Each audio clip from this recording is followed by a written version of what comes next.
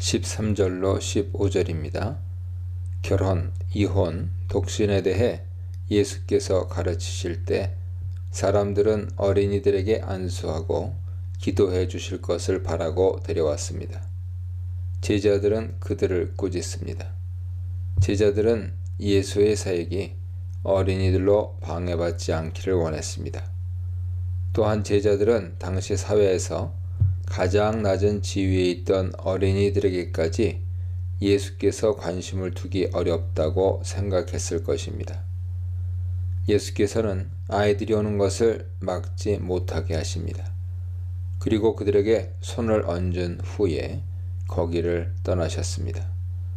13절로 15절은 결혼에 대한 예수의 교훈과 직접 연결되는 것으로 다음과 같은 교훈을 전하고 있습니다. 가정의 중요한 구성원인 어린이를 실제로 또는 문자적으로 예수께서 하신 것처럼 환영하고 축복해야 합니다. 과거에 비하면 우리 사회는 어린아이들에게 관심을 많이 기울이는 편이죠. 그럼에도 불구하고 여전히 많은 어린아이들이 폭력과 빈곤 등으로 눈물을 흘리고 있습니다. 어린이는 상대적으로 힘이 없고 중요하지 않게 여겨지기 쉽고 약하고 작은 존재입니다. 돌봄 없이는 어린이들이 행복하게 자랄 수 있는 길이 없습니다. 특히 의존해서 살아갈 수밖에 없는 어린아이들을 돌보는 일은 예수의 마음을 나타내야 할 교회의 중요한 사명입니다. 교회 안에서도 어린아이들에 대한 관심이 뒤로 밀리지 말아야 합니다. 어린이들의 움직임이나 소리가 어른들 중심의 예배를 방해할 수 있을지 몰라도 어린이들의 어린이다운 모습은 예수께서 환영하시는 것입니다. 어른들의 규격화된 선입견이 아니라 예수님 눈으로 어린이들을 실제로 환영하고 안수하는 모습이 오늘날 교회에도 요구됩니다. 이런 점에서 어린이는 존재 자체로 살아있는 교훈입니다. 어린이처럼 하나님 앞에서 의존적인 마음을 갖는 것이 하늘나라에서 복된 상태입니다. 16절로 22절입니다. 앞에서 사회적으로 중요하지 않은 위치에 있는 아이들이 등장했다면 이 본문에서는 사회적으로 가장 탁월한 위치에 있는 청년이 등장합니다. 부자 청년은 무슨 선한 것을 행해야 영생을 얻을 수 있다고 생각하고 예수께 무엇을 해야 하느냐고 묻습니다. 예수께서는 자신이 선하지 않다는 것처럼 말씀하시지만 사실은 선한 것에 대한 청년의 이해를 바로잡으려는 것이죠.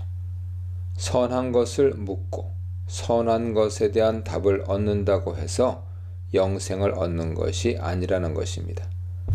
선하신 하나님만이 영생을 주실 수 있습니다. 역대상 16장 34절, 역대하 5장 13절, 시편 25편 8절, 34편 8절, 106편 1절, 118편 1절, 29절, 136편 1절, 나훔 1장 7절 보세요. 예수께서는 선한 분은 한 분이시다 라고 대답하십니다. 생명에 들어가려면 계명들을 지키라고 하십니다.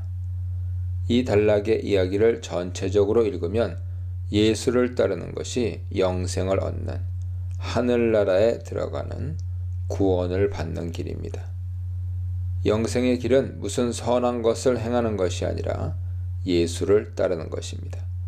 하나님의 능력으로만 하늘나라에 들어가지만 하늘나라의 백성이 되려는 사람은 계명에 나타난 하나님의 뜻을 행해야 합니다.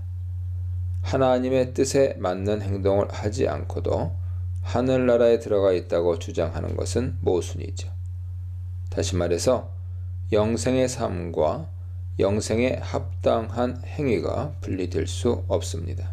계명들을 지키라는 말을 들은 부자 청년은 어떤 계명인지 묻습니다. 18, 19절의 계명들에는 10계명의 두 번째 묶음에 들어있는 5가지 계명들이 주로 포함됩니다. 첫째부터 넷째 계명과 열째 계명 탐내지 말라가 빠졌습니다. 청년은 예수께 자신은 이 모든 것을 지켰는데 아직 무엇이 부족한지 묻습니다. 예수께서는 의도적으로 가난한 자들을 위해 재물을 처분할 것을 명령하십니다. 하늘나라는 모든 것을 팔아서라도 사야 할 만큼 가치 있는 것이지만 청년은 가진 부의 가치를 더 소중히 여겼으므로 예수님을 따르기보다 떠나고 맙니다. 많은 소유가 그를 하늘나라에 들어가지 못하게 막아버린 것이죠. 영생의 길을 가르쳐 주었지만 그는 돈을 선택하고 영생의 길을 외면했습니다. 부자 청년은 재물을 의지하여 하나님께 전적으로 의존하지 못했으므로 다른 신을 두지 말라는 10계명의 첫 계명을 사실상 어긴 것입니다. 이처럼 부를 추구하는 사람은 부를 다스리는 주인이 아니라 종으로 전락합니다. 예수께서는 6장 24절에서 하나님과 돈을 동시에 섬길 수 없다고 하면서 돈이라는 우상을 숭배하지 말고 하나님을 예배하도록 가르치셨습니다. 21절에서 예수께서는 재물과 하나님이 아니라 재물과 자신을 대조하십니다. 청년이 영생을 얻지 못한 것은 신적 존재인 예수를 따르지 않았기 때문입니다. 23절로 26절입니다. 제자들은 부자가 떠나는 것을 보고 충격을 받습니다. 왜냐하면 부자 청년이야말로 하늘나라에 가장 합당한 사람이라고 확신했기 때문입니다. 유대인들에게 부는 하나님의 복을 증명하는 표시였습니다. 제자들의 반응에는 부자가 하나님의 복을 받은 사람이라는 전제가 깔려 있습니다. 신명기 28장, 잠언 10장 보세요.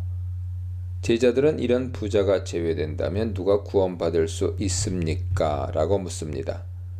예수께서는 26절에서 구원은 인간이 얻는 것이 아니라 하나님의 선물임을 언급하십니다. 부는 구원을 받는 조건도 아니며 구원을 입증하는 열매도 아닙니다.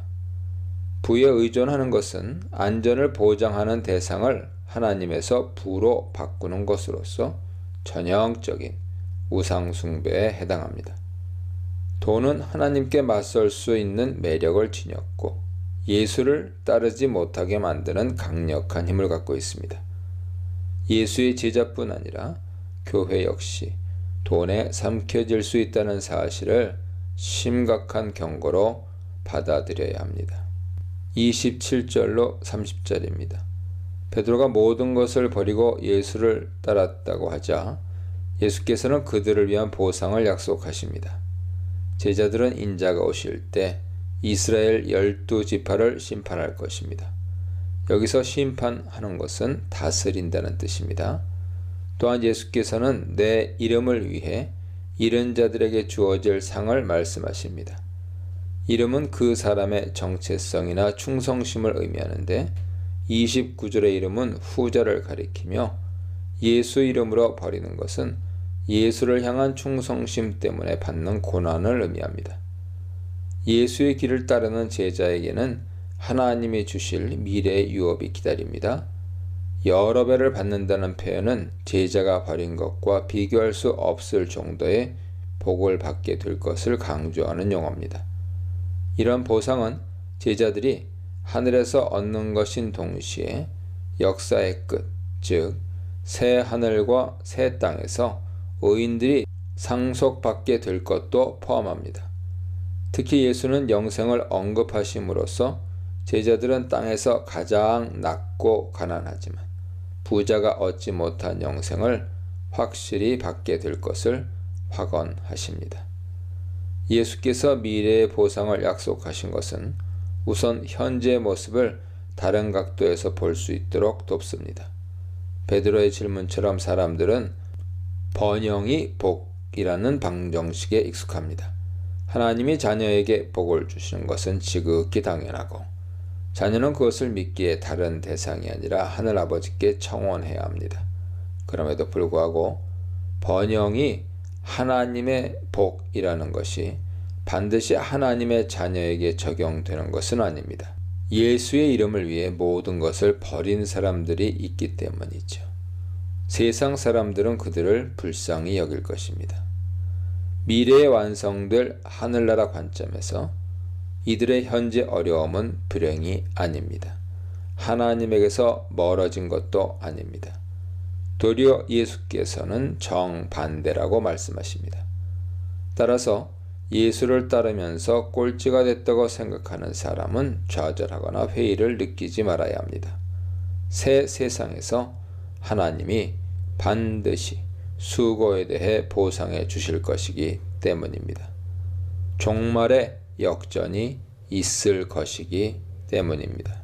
하나님 나라에 가까운 어린아이들, 하나님 나라에서 먼 부자 청년, 하나님의 은혜로 들어가는 하나님 나라에 대해 묵상해 보시기 바랍니다.